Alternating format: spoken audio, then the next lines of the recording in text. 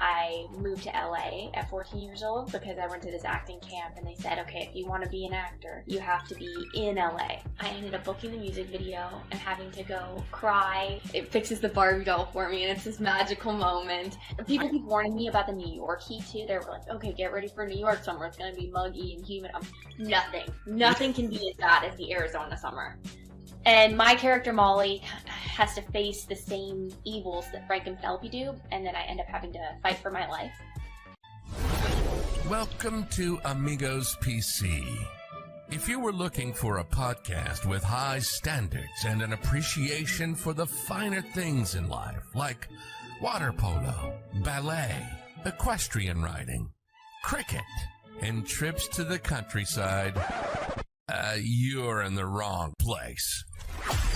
If you're looking for a podcast that celebrates drinking, random thoughts, wacky conspiracies, memes, crypto, cinema, and a lot of other things that don't really make any sense, then you're in the right place. This is Amigos PC, and here are your hosts, Mark. Hey, you! Yeah, you! You're hearing this for a reason. You haven't subscribed to the Amigos membership on Supercash yet. For as little as $5, you can get access to our feed with no ads, and exclusive membership discounts and merch. Jump up to our $30 tier and get everything plus direct access to us via our Discord channel, live Amigo AMAs, quarterly giveaways, and crypto merch. For $1 a day or less, you can support an Amigo out. Amigos, back at it again. Today's episode is brought to you by Coastal Crypto. Coastal Crypto provides a mining service and a hosting service for those that are looking into starting and or expanding their current crypto mining farm. Make sure you go out to coastalcryptomining.com to go check that out. Today's guest is a actor, Sydney Scotia, similar like Nova Scotia, is that correct? Yes, spot on. All right. I was actually kind of worried about saying the last name because I am terrible at names. No, you nailed it. I noticed that we have a little bit of a connection, that you actually stayed here in Arizona, a Scottsdale area, for quite a while growing up. Can you tell me a little bit about that, and then a little bit about yourself, too? Yeah, well, actually, it's crazy that you say, like, Nova Scotia, because most people say Sydney Scotia, but my parents are from Nova Scotia, a town called Sydney, Nova Scotia, and so that's why that's my name. But yeah, I grew up in Arizona from a very young age, and then until I was 13, 14, I lived in Scottsdale, and so I know where you are. I've been all over Arizona, dance classes on the other end of town, dance competitions in Gilbert, Chandler, Mesa. So I loved growing up in Arizona, and that was a blast. But right after Arizona, I moved to LA at 14 years old because I went to this acting camp and they said, okay, if you want to be an actor, you have to be in LA. That was obviously pre-pandemic, before self-tape auditions, but that was in the days of going in the room, old school. And so I moved to LA, and then from there did back and forth to Arizona. In Arizona, I went back and forth for so long, from Vancouver and LA up until my parents ended up moving. Okay. And so yeah, they say that you had to be in the scene to get the spots, right? Is basically what they're saying. Yeah. What was the difference in lifestyle between, especially having to commute back and forth constantly? It was so different living in LA versus Arizona. LA was just crazy busy. We would drive 6 hours, and we packed up everything in the car, moved over to Studio City, where right in the thick of it, and it was just a whole new world. It was something that I could have only dreamed of when I was little. I had a Tumblr page when I was younger, and I used to re-pin. What is it on Tumblr? It's not retweet, It's been so long. But I used to repost photos of LA and the palm trees and Venice Beach, and then moving there. It was just sensory overload, and going to all these acting classes, meeting all these people, so many new people. It was just completely different worlds. But I loved both of them, and it was definitely a big shift because I was used to going to school every day and having friends that I saw every day and getting to see my dance friends every day, to being in LA where I was homeschooled and sitting at a computer doing my school, and then just really grinding at acting classes and workshops. So it was just a complete 180, but it was something that I wanted to do and was so ready for and so grateful to get the opportunity to do, and so glad that my parents supported me in doing that, because I mean, I would not have been able to do it and been able to work as much as I have without their support and letting me move to LA at 14. What I always like to ask and discover with people that are in the acting scene is what did it? Like, it seems like you started at a young age. Where did the fire start to where it was like, you know what, this is what I want to do? Well, I started dancing at age 7. I was in a studio in Scottsdale, and we would do competitions every weekend. Okay. And I would have to learn these dances, and I started a little bit later than the rest of the girls. All those girls started when they were 3 years old. They were put in dance classes. So I had to really work my way up to get to their level. And so I was at dance 6 hours a day after school, and then 6 hours on Saturday and Sunday. Oh wow, really and grinding. I was always very determined, because whenever I put my mind to something, I just wanted to be good at it and compete with the girls who were already really great. And so that, I think, fueled my passion for performing, because we were at dance competitions every weekend and on a stage in front of a bunch of people. So I always loved getting up on stage. But then around 10 years old, I started an acting class because my brother was taking this acting class at my dance studio, and I was a little bit more shy back then, so I would just go and watch and see what he was doing, and then I'd love it. I thought it was so fun. They were doing comedy scenes. It was so funny. So I was like, okay, I want to do that. And then the opportunity came up through my dance studio for a music video audition, and I ended up booking the music video and having to go cry over a broken Barbie doll in this music video. And then the singer comes up and it fixes the Barbie doll for me, and it's this magical moment. And I just remember having the best time on set, and crying over this Barbie doll was like my passion for that 2 weeks. I was practicing crying over this Barbie doll, and that kind of started it. So dance and performing, but then also that acting class and getting that first little taste of being on set kind of fueled that fire. Okay. So then you're in LA. It seems like you had made the move back to Canada. Well, you've been all over the place and everything like that, but you're now in Canada, correct? Or somewhere along those lines? Well, you said New York initially, but... Yeah, well, okay, I'm kind of all over the place. It's so weird not being back in Arizona. Like, going back to visit my family and not being in Scottsdale is just so weird to me. But I moved to Vancouver when I was 15 because I booked a show that shot in Vancouver. Okay. And would go back and forth from LA and Arizona. But a couple years ago, I decided I wanted to make the move up to Vancouver. And so that's where I am a lot of the time when I'm not in New York now. And I love Vancouver. Oh my gosh, it's so great. And there's just a big acting scene up there. It's just a great city. It's beautiful. Okay.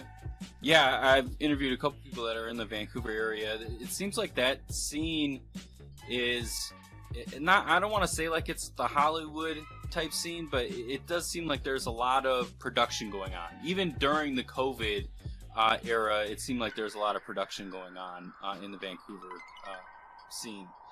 Yeah, I kind of thought too, why don't I take advantage of being a dual citizen? Since my parents are from Nova Scotia, I got my citizenship and always loved Canada, so I figured why not give it a go. And I also have so many great friends in Vancouver that it just made sense. Yeah. So you had brought up, post-pandemic with LA, and then pandemic did happen. Mm-hmm. How did that affect you and your career and everything like that? Well, that was really interesting because I was supposed to shoot something in LA that March 2020. And the day before is when LA went into lockdown. And so it got canceled the day before. So packed up a suitcase, drove back to Arizona, and figured, okay, I'll be there for a couple months maybe. But then ended up staying there for 6 months. And so I was just in Arizona. I was doing schoolwork because I'm getting my business degree from ASU, actually. So I still have ties to Arizona, but I was just doing my degree and auditions here and there when they came up, but it was pretty slow right at the pandemic because we were all wondering what is going on. So my place in LA was just sitting there. And that kind of did spur my move a little bit to Vancouver. I think in a way the pandemic happening gave me this new perspective and courage to go, let's do something totally different and let's actually move to Vancouver, because I spent so much time there and already had people there and my agent there and a home base. So I figured, okay, let's go, let's do it. But it definitely, I think it was slow for most actors, most creatives, most people during the pandemic. We could do things from home. We could do things like this. Yeah. But my friends had a podcast in Vancouver that they were doing at the time, and I went on to do their podcast during the pandemic, and remember being like, okay, I guess everything's gonna be on Zoom now. Yeah, it seems like for the exception of like the comedy scene, people did really grasp the Zoom atmosphere, I guess, with just communicating and have relationships with people basically via Zoom. Which is amazing that we can chat right now from Arizona and New York in different time zones and be able to do a podcast. Yeah, right. One of the joys of podcasting I like is just meeting interesting people, different varieties. I honestly wouldn't be able to do this without podcasting. I'm sure I could go out and meet people, in Scottsdale, Chandler, Arizona, all of that fun stuff. But there is a thing, especially this time of year, that makes that kind of not tolerable. It's definitely our summers, and it is a million degrees right now. So that is one thing. That's one thing I don't miss. The heat. Yeah, because I just remember being a kid there and wanting to do anything during the summer, and it was brutal. Yeah, you can't even really go outside. No, I mean with my kids, we have to, we're going to like the air parks or something with trampolines. It's all indoors where air conditioning is. But the other 9 months of the year, though, we're outside enjoying the weather for sure. Yeah. Well, 9 months. I feel like the summer. Okay, so it's probably 110 there right now, 105. Yeah, it's pretty close. Yeah, actually, I think it is 105. Oh my gosh, did I call it? I think you did. I have to look, but yeah, it's hot today. Yeah, May. I felt like May was always the month of the year that it's like, okay, don't come visit me in May. Come in October, maybe. Yeah. October is when you can start coming to Arizona. I also remember being a kid and dressing up as Trinity from The Matrix for Halloween and wearing a trench coat and absolutely dying. And being out with all my friends trying to trick-or-treat and have a good time, and I was really committed to this costume. And just this black trench coat and sweating. And it was October. It was the end of October. It's just ridiculous to me. I know. And everybody's every year we take the kids trick-or-treating. It's got to be, even at night, the 85 maybe. And it's just funny. We're walking around, shorts, t-shirt, kids are all costumed up. 2 blocks in, the costume's completely drenched. Yeah. From them running from house to house, trying to get all of it. We're just trying to hang on. Yeah. I mean, 85 is not terrible. I'm sure people will be like, oh, that's not even hot. But when you're in a costume, like you said, Trinity, it gets pretty bad. It is, yeah, it's brutal. I feel like only Arizonans can really relate to this. Yeah. It is a special kind of heat. Yeah. It's dry heat, they keep saying. I know, they always say it's dry heat. Like, yeah, it's like a hair dryer constantly blowing on you. If you're lucky and there's wind. If you're lucky. And then if not, it's just one massive, just sweltering heat. Yeah. People keep warning me about the New York heat too. They were like, okay, get ready for New York summer. It's going to be muggy and humid. Nothing can be as bad as the Arizona summer. Yeah. I originally grew up in Wisconsin, so I know of like the humidity, which is not great. It's not fun, especially when it does get hot. But I try to explain the heat to family back there. They don't understand, and they've never been here during the summer to like really experience it, so they just don't get it. Yeah. I would assume even like moving to the LA area, I'm sure like getting close to the beach, it's nice, but like in the city, the valley, like it's as bad as it could be here sometimes. But then moving up to Vancouver, I'm sure it was probably a real breath of fresh air, at least summer-wise, getting out of the heat, right? Oh yeah. Moving to LA, I think I moved to the valley, and I landed in the valley because it reminded me of Arizona and the suburbs a little bit, that Scottsdale/Gilbert feel. But it was pretty brutal in the valley as well. Still not like Arizona because you could escape it and go to Santa Monica in 30 minutes and be at the beach. But Vancouver is so nice. You step off the plane, and I don't know why, I think I have this rose-colored glasses version of Vancouver in my mind where step off the plane, everybody's so jolly and nice, and the air is so fresh, and there's like snow-capped mountains. But it is really, really nice. Although, I will say this year has been a little bit tough with getting so much rain. We get a lot of rain. It is not just a stereotype. Yeah, I can only imagine. I'm so excited for summer. Everybody's talking about traveling. Yeah. And well, why don't you guys go somewhere during the summer? And nobody wants to go anywhere during the summer in Vancouver because it's just the best. It's so nice out. Yeah. They'd rather leave during the winter time, which Arizona experiences that. I think the brunt end, pre or post COVID, with the snowbirds. Yeah. So, tell me a little bit about this, the movie that's coming out. From what I read, it sounds like you guys are heading to or getting nominated for awards, correct? For which project? Frank and Penelope. Yes. I'm super excited for Frank and Penelope. I love how I'm like, which project are you talking about? Well, I mean, you have a catalog of work, so I can only imagine. No, but that is the topic of conversation right now.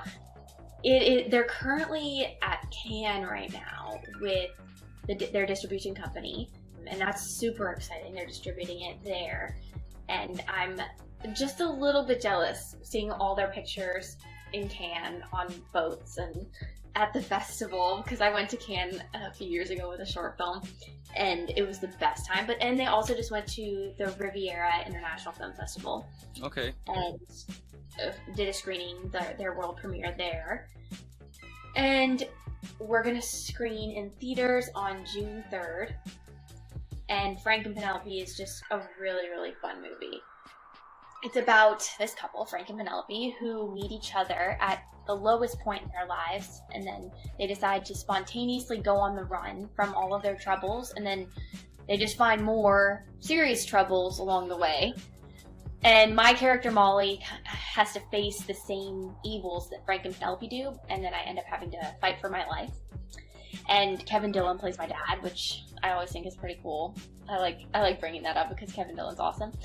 But yeah, it's a really, really fun movie. There's something for everybody in it. It's suspenseful, it's thrilling, it's funny at times. There's some blood. It was a really gritty, challenging role for me, which I hadn't gotten to do before. and it's my first R-rated movie, so I'm pretty stoked. I mean, you were in The Mermaid's Tale. Yes. So that is a vast difference from rating categories, for sure. Oh yeah, Mermaid's Tale is could not be more different from Frank and Penelope, but both equally as fun, in my opinion. Now, you mentioned gritty, right? Yeah. What do you mean by that? Is it just the movie comes off as really tough, or like I said, what do you mean by gritty with the way that this movie is? There's the writing and just the setting in general are more gritty. It's not trying to be tough, but there's some guns, there's some blood, there's some language. It's more, I don't want to say grounded in reality, because it is actually, I hope this reality will never be like this, but it is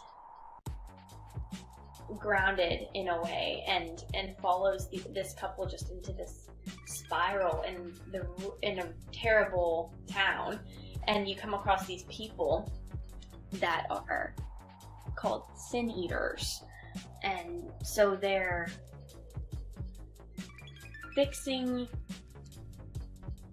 doing what they think is good work by eating people's sins. And I don't want to get too much into it because it'll totally go away. It almost sounds like spoilers at this point. It's okay. Yeah. I know. We want to. I know. Do we cut that out? Do you cut up this podcast? Oh, I do edit, but I don't think we went into too much detail. I don't think we went too far. That sounds very interesting, though, and the way that you're describing it sounds like there may be scenarios that could possibly be plausible in real life because of just how you explained it. I hope that this would never happen, but you're almost coming off like something like this could really happen, and it's unfortunate that we're kind of painting the picture. Well, yeah. Well, okay, so Terralingua is where we shot this. Okay. It's an old mining town, I think about 12 miles from the Mexican border in Texas. Okay. And John Thaddeus, our writer John Thaddeus, and our director Sean Patrick Flannery created this world and this story based on an old mining town, and people were going crazy from the mercury poisoning. And so it's a story that it could happen in real life, but I just hope it never does. And when you see the movie, you'll understand why. No, I can get that. Especially with a lot of the movies that are coming out, or even TV shows now. It's wow. Last night I was watching a documentary which is actually about a real situation in Pittsburgh, PA, in the nuclear scare. And it's they're talking about the government not necessarily covering things up, but they were really downplaying things. And you're the only thing I could think to myself is, wow, this kind of thing really happens in scary situations. And I'm not saying that, the movie we're talking about with Frank and Penelope and their escalating situation, has happened or is a reality set somewhere, but if you think deeper, these things can happen. I never thought I'd ever be on an interview talking about how this could happen in real life, to be honest. And when you see my character's evolution, it is just bonkers. Yeah, no.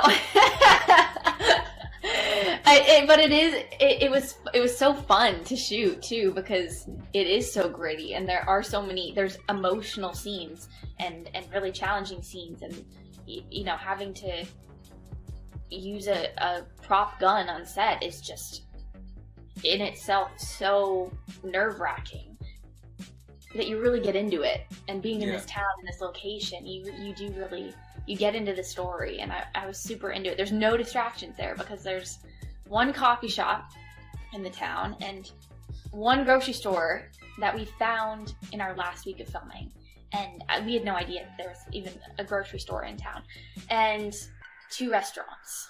So, I was so in it. I was so into the story, into this film, into shooting it. It was a blast. So was it nerve-wracking that you had to worry about food, or is that something that you didn't have to really worry about? The casting took care of that, things like that? Because you said one grocery store in the town that you found later on, a couple restaurants, so you're very limited on options, it sounded like. Yes, but no, the production took care of us. We were not, you could always just go to set, and this town is so small that set was never very far away. It literally was the town. It literally was the town. I think the locals were all part of the crew at some point. They were all in on it. I don't know. It was great. We got to know some locals, and there was this little local jewelry store right next to the one coffee shop, and blown glass and things like that. So we had fun exploring everything this town had to offer. I think I literally did explore everything that Terlingua has to offer. I was just going to ask you that. So you guys are staying there, filming. Obviously, you're there for extended periods of time. It sounds like this town is very small, homey town. Not a lot of things to do, so you basically are going out and exploring the town, seeing, what the town has to offer, more than just filming each day. Yeah, because, I wasn't filming every day. I had some days off, and I was still in a summer class when we were filming. Also, Terlingua, that is Arizona level heat. We were filming in July. Oh, no. And it was 110 degrees, so people in Terlingua know Arizona heat, and people I'm sure in Texas. But in this town, it was hot. But yeah, we did explore a little bit. There's not much to do. I was in a class. That kept me busy on my days off. Any auditions that came in also. And hanging out with the cast and crew was really fun. You just get to know people so well in a scenario like that, where you're there with 8 other castmates and you're all staying at the same hotel that's just you. So we had fun. We had a lot of fun. I really liked the castmates too. I really enjoyed working with everybody. We all became buddies. I was just in LA about a week and a half ago, and I got to catch up with everybody because they're all LA based. Yeah. Mm-hmm.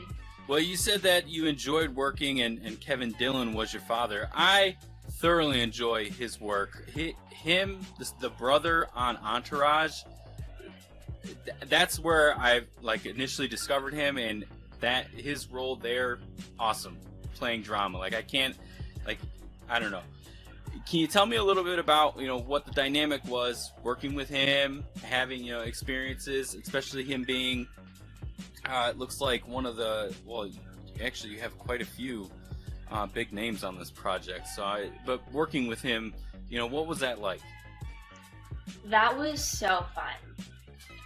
Kevin Dillion is just such a nice, grounded, and fun human being. And he was there for a couple weeks of shooting, and he plays the sheriff, who's my dad.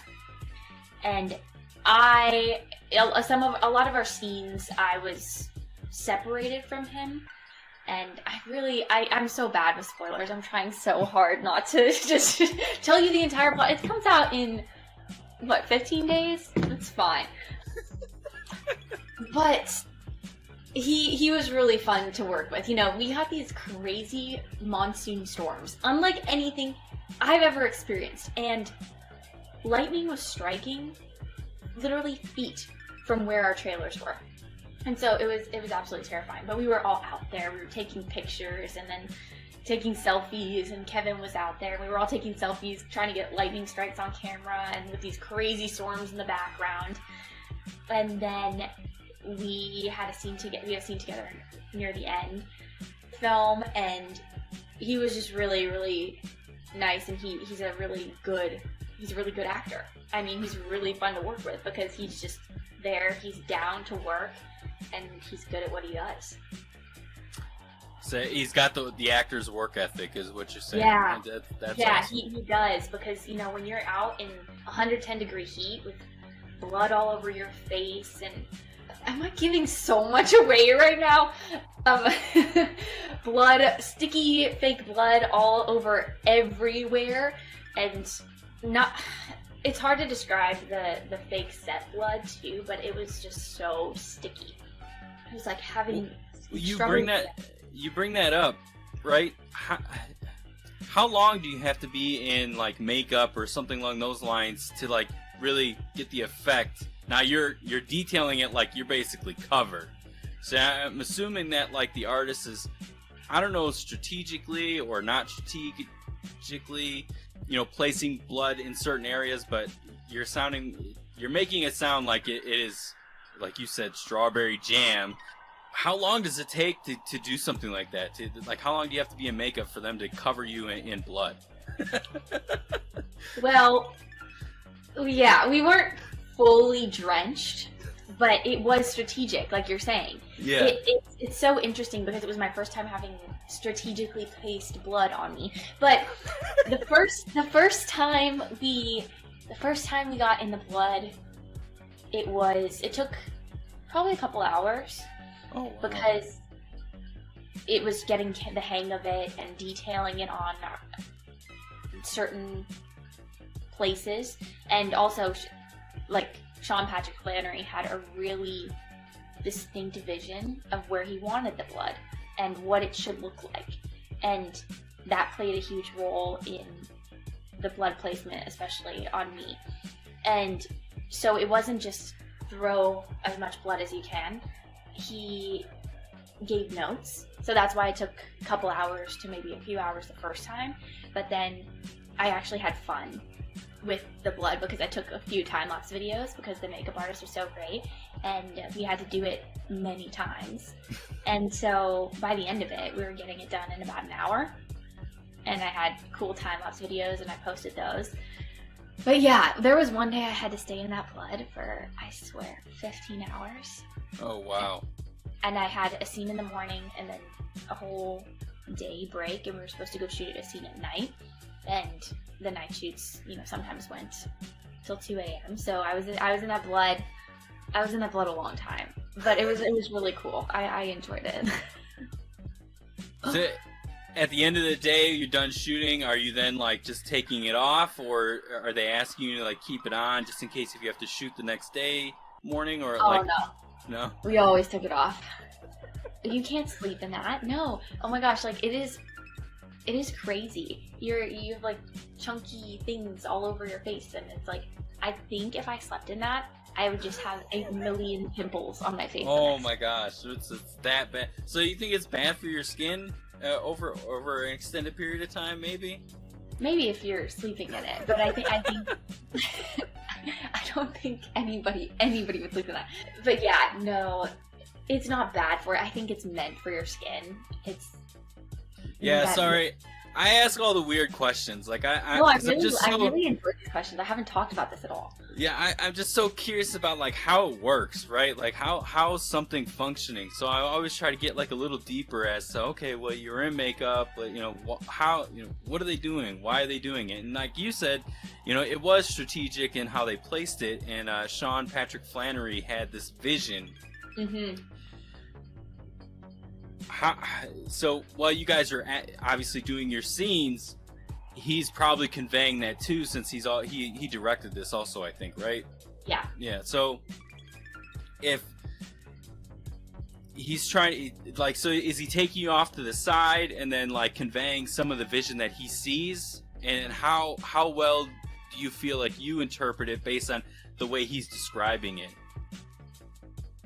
He always had such a clear idea, and really, okay.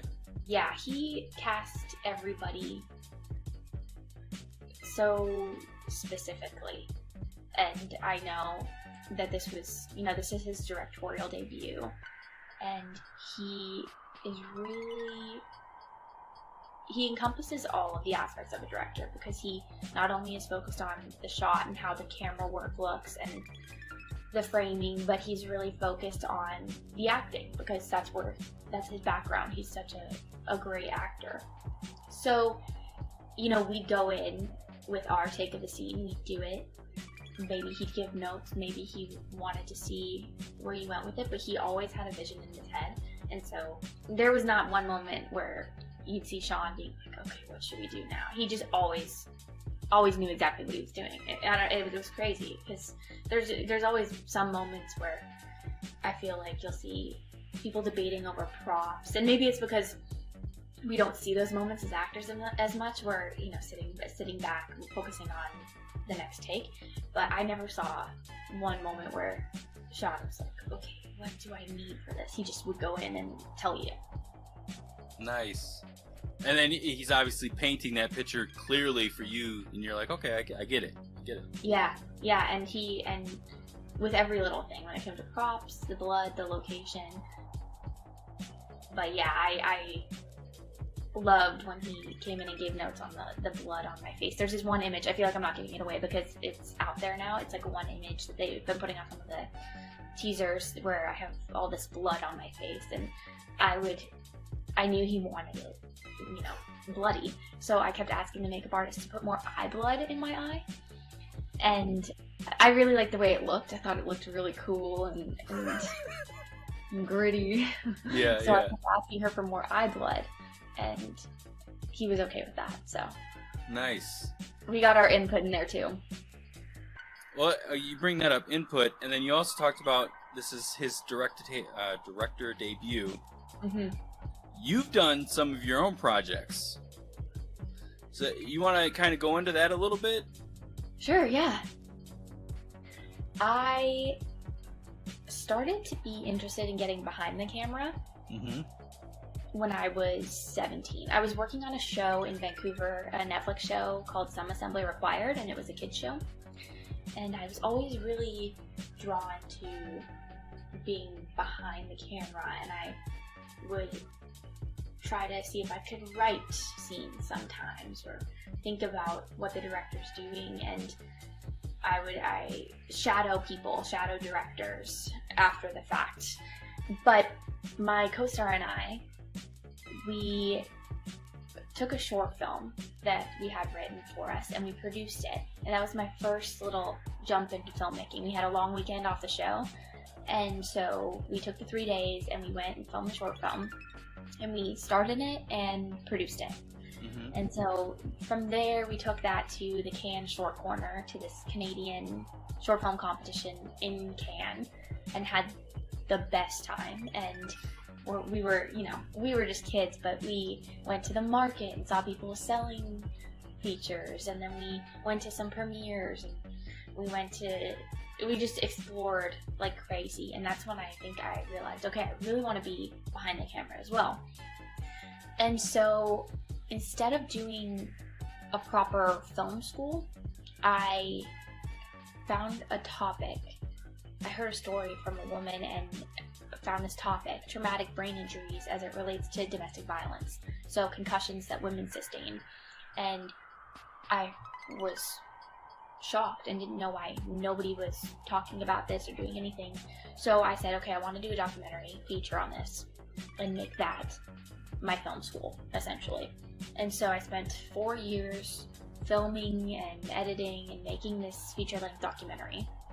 So I went around to festivals with that, and we won a few awards, and that's still a huge passion project of mine. I kind of want to always continue pushing that topic and that documentary, and then keep doing docs. But then more recently, I've done 2 short films in the past year and a half, both of which are just being finished up, and one's called Dead End and one is called Jane. And Jane we just finished literally last week, and that is my latest directorial project. And so I'm constantly working on my projects where I'm behind the camera as well. Do you feel that there's a huge difference being in front versus behind the camera? There is and there isn't. I mean, both are, I feel, high pressure but extremely fun situations. Your people are relying on you either way in a big capacity. But when you're an actor, you come onto a set, you have your lines, you have your ideas, and you get your few takes, and you show up, do your job, and then you go home, and then it's done. You're done with the project until it comes out, or it's coming out and you're promoting it. But with directing and with being behind the camera, you're there from the idea all the way until the credits are put on at the very end. And so I think that's the biggest difference to me, is that you're seeing something all the way through, rather than showing up and being in your trailer, going on set, doing your lines, going back in your trailer, back and forth, home. And with directing, it's just like, you're there all the time. You're thinking about it all the time. And until that last logo is on the last credit, in scrolling credits, you're not done. And so that's where I find the big differences in the process and how long you're working on a project and how much energy and time you're putting into it. Wow. And just so the listeners know, the documentary that you were talking about, this hits home, right? Yes. Okay. Leave it to me to not even say the title of the project. That's okay. So this is obviously pretty groundbreaking and honestly work that is being vocalized even to this day, especially with a lot of stuff that's, in the news right now, pertaining to Hollywood and domestic violence. So I would definitely, I'm going to actually go check that out. Where can we find that? So right now we're still at festivals. We just did Japan International. Okay. And then hopefully coming to a streamer near you, but it will be online for everybody to watch within this year. Oh, nice. Awesome. Well, at the end of each show, we have a few questions that we ask, pretty similar to the left field of questions that I have been asking. These are a little bit more oddball. Feel free, if you're not really like the question or whatever, just let me know. Do you have a guilty pleasure at all?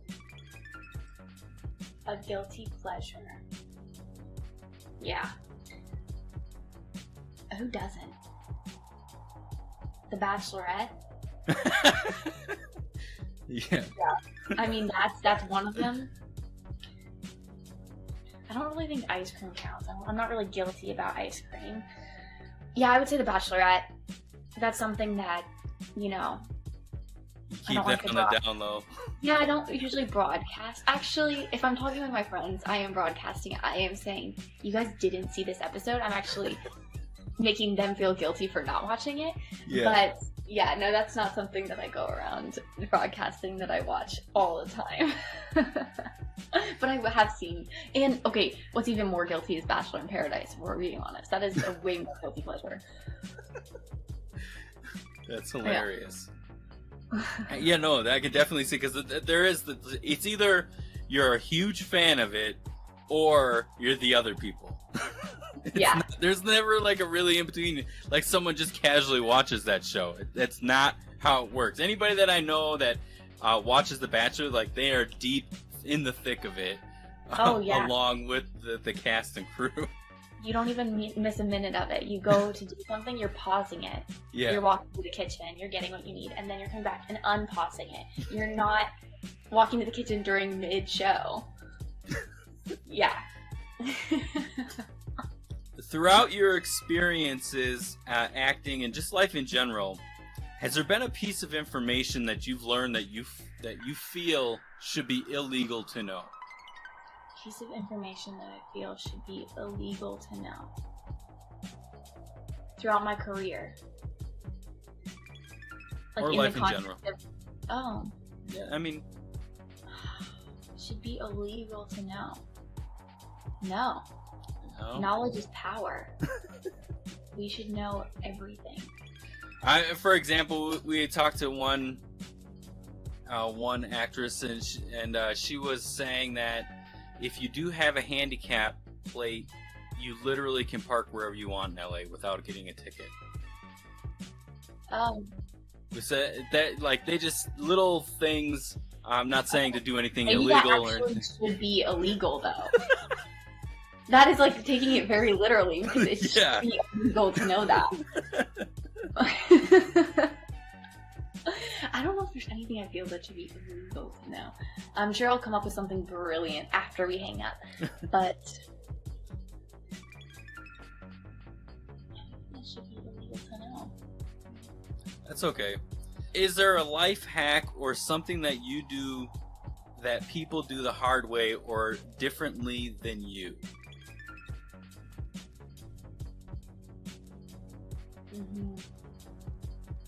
A life hack. Or just something that you do that you find that everybody else does it the wrong way? These are hard questions, Mark. These are like very... A life hack. I think cooking an egg. You know, I think cooking an egg can be very easy or very difficult. I find I do it the right way, to be honest. So, anybody who doesn't do it like this maybe does it the wrong way. I have a little pan. You get the little egg pan. And if you don't have a little egg pan, you're obviously doing it wrong. And you crack the egg straight into the little egg pan when it's already like preheated with oil, olive oil. And then you wait for it to just bubble a little bit. And you take a butter knife and flip it in the little egg pan.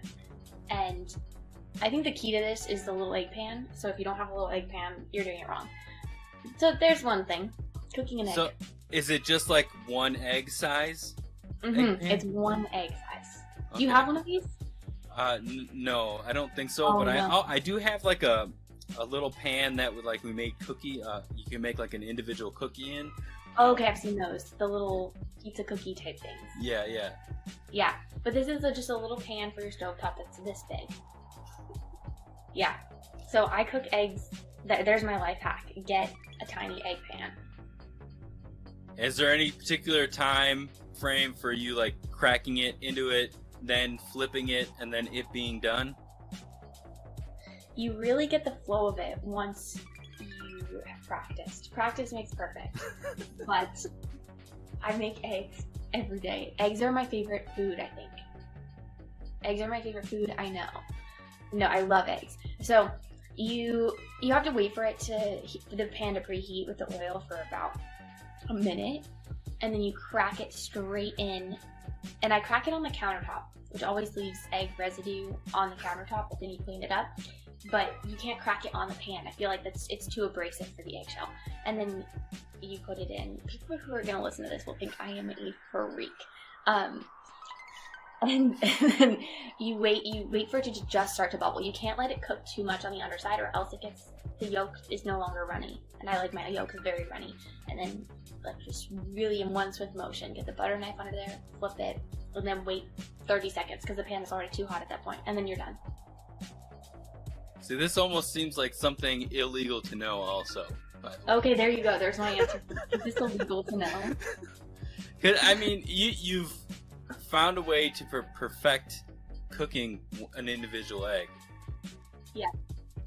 I don't think people would find this crazy. Honestly, you would be surprised at how many people they'll listen to a podcast and be like, I want to try that now.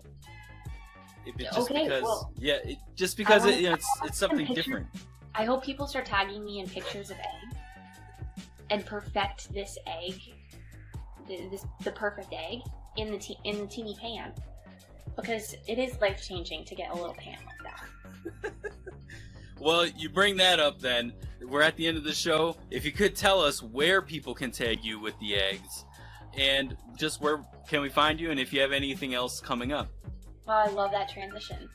It's at Sydney Scotia, and Sydney like Sydney, Australia, Scotia like Nova Scotia. And I do have music coming out. I came out with a single in April called Don't Get So Close, and it's poppy music. And then on May 27th, I have a little pop punk track coming out called Bad Company on Spotify, Apple Music, Amazon Music, wherever you get your music. And those are some recent projects. All right. Well, I greatly appreciate that you came on. On that note, amigos out. This has been the Amigos PC. Make sure to like, subscribe, and review us on all your podcasting platforms. And visit us at amigospc.net. Get our entire library of content and Amigos merch. Till next time, adios.